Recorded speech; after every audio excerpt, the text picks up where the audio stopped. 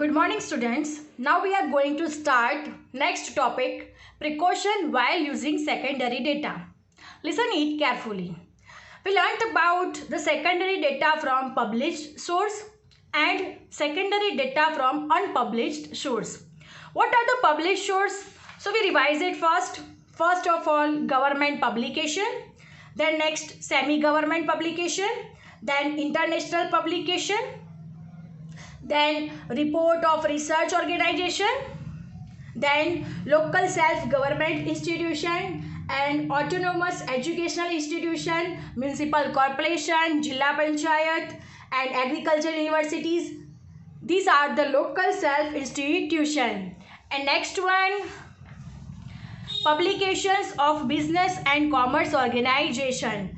Then next, newspapers and periodicals. These are the published source. ये सारे कैसे sources थे? पब्लिश सोर्स, जो अपना डेटा पब्लिश करते हैं और जिसपे से हम इंफॉर्मेशन मिलती है. और अनपब्लिश सोर्स मतलब तो some of the statistical data may not be published. कई डेटा पब्लिश नहीं होते. Sometimes the data may drawn on the request of the unpublished internal records of the private and public organization. कई बार हमें request करके public और private organisation से request करके वैसा डेटा हमें मंगाना पड़ता है, जैसे कि है salary of the employees, right, their length of services, their education level. These are the data which data are not published. तो ये दोनों हम सीख चुके हैं, publish source and unpublish source. अब जब भी हम ये सोर्स का यूज़ करेंगे तो कौन से प्रिकॉशन लेने चाहिए, तो वो अब हम सीखने वाले हैं. तो our topic is precautions while using secondary data. Listen it carefully. A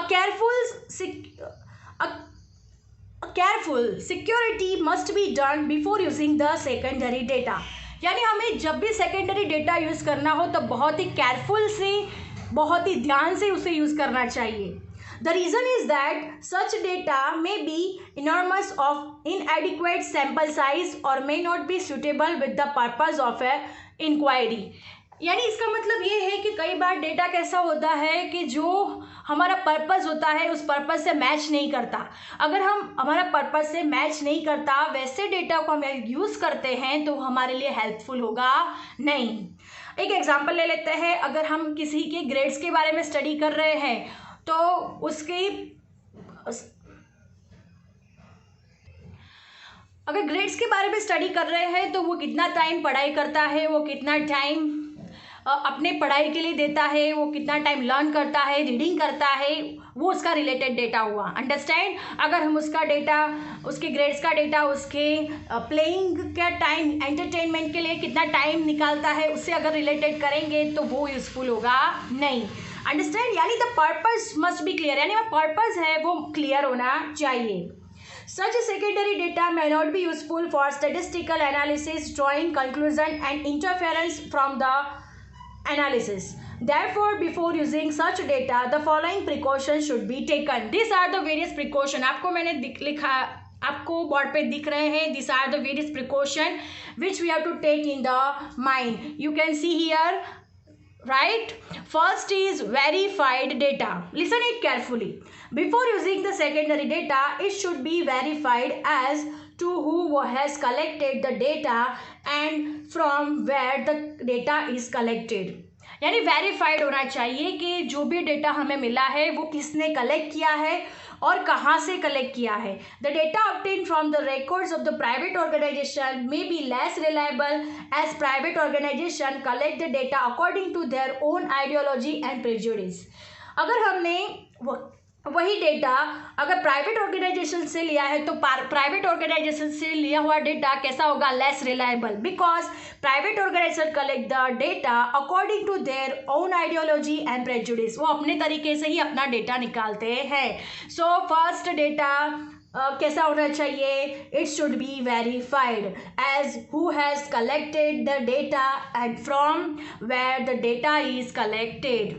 Understand verified data. Now moving to the second point. Second point है purpose of study. The purpose of collecting data must be relevant to the purpose of the study.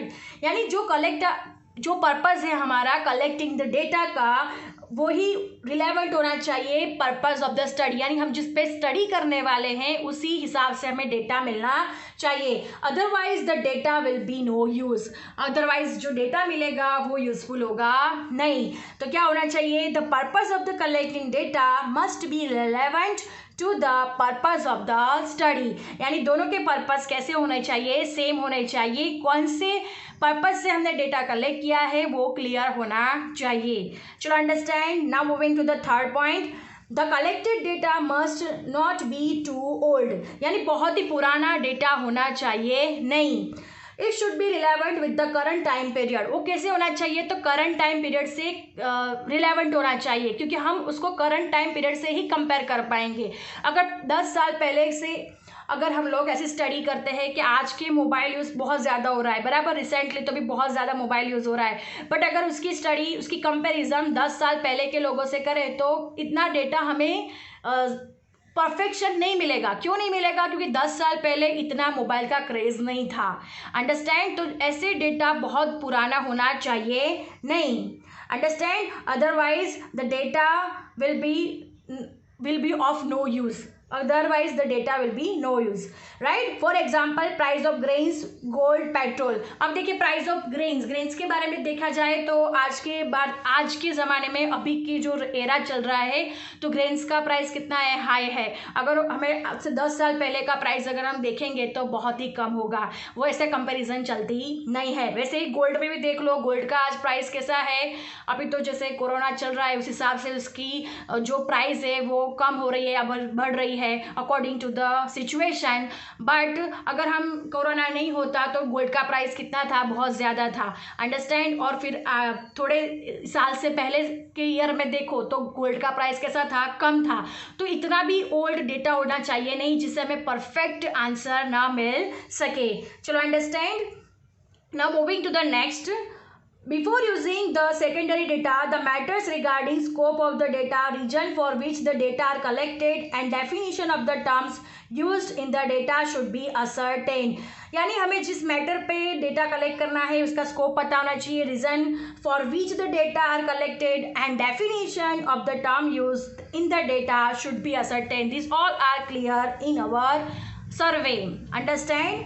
Now next, avoided, direct use of the estimated data should be avoided, यानी हम लोग ऐसे estimated data को direct use कर सकते नहीं है, क्योंकि वो एस्टिमेटेड डेटा है वो ओरिजिनली निकाला हुआ नहीं है, उसको एस्टिमेट किया गया है कि इतना होगा।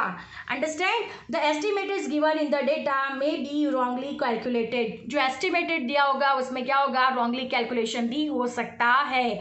सो हमें कैसा डेटा यूज़ नहीं करना चाहिए, कैसा डेटा अवॉइड करना चाहिए, तो direct use of estimated data should be avoided. Understand.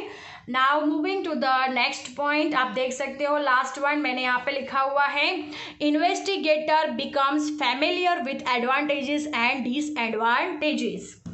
Now listen it carefully, the method of the collection of the data should be known so that investigator becomes familiar with the advantages and disadvantages. To get the proper benefits of the secondary data, it should be used with the above precaution. यानी the method of the collection of the data, कौन सी method से हम data collect कर रहे हैं वो उसे पता होना चाहिए इन्वेस्टिगेटर को, और उसके एडवांटेजेस और डिसएडवांटेजेस भी पता होने चाहिए। किसको, इन्वेस्टिगेटर को, ताकि वो जब भी सर्वे करे तो उसे पता हो कि मैं जिस मेथड से सर्वे कर रहा हूँ उस मेथड से क्या मुझे एडवांटेजेस होने वाले हैं, क्या डिसएडवांटेजेस होने वाले हैं। Understand. It should be used with the above precaution, वो कैसे कर सकता है, तो आगे के सारे प्रिकॉशन को ध्यान में लेकर के वो फिर अपना मेथड यूज़ करेगा और फिर उस मेथड से वो क्या करेगा, सर्वे करेगा। अंडरस्टैंड। यानी to get the proper benefits of secondary data it should be use with the above precaution. तो हमें सेकेंड डेटा का अगर प्रॉपर बेनिफिट्स चाहिए तो हमें सारे के सारे प्रिकॉशन को ध्यान में लेने हैं। First is verified data. So what is the verified data? It should be verified as who has collected the data and from where the data is collected. Next one, purpose of the study. The purpose of collecting data must be relevant to the purpose of the study. Next, no too old data. It means that the collected data must not be too old. Now next, matters The before using the secondary data, the matters regarding scope of the data, region for which the data are collected, and definition of the terms used in the data should be ascertained. Next, avoided. Direct use of the estimate data should be avoided. Next one, investigator becomes familiar with its advantages and disadvantages to get the proper benefits of secondary data, यानी जो investigator है उसको पता होना चाहिए वो कौन सी method से सर्वे कर रहा है तो उसके एडवांटेजेस क्या है और डिसएडवांटेजेस क्या है. So these are the precaution while using the secondary data. Understand it. I hope you understand very well. You can write from this video. I hope you like it. Thank you, students.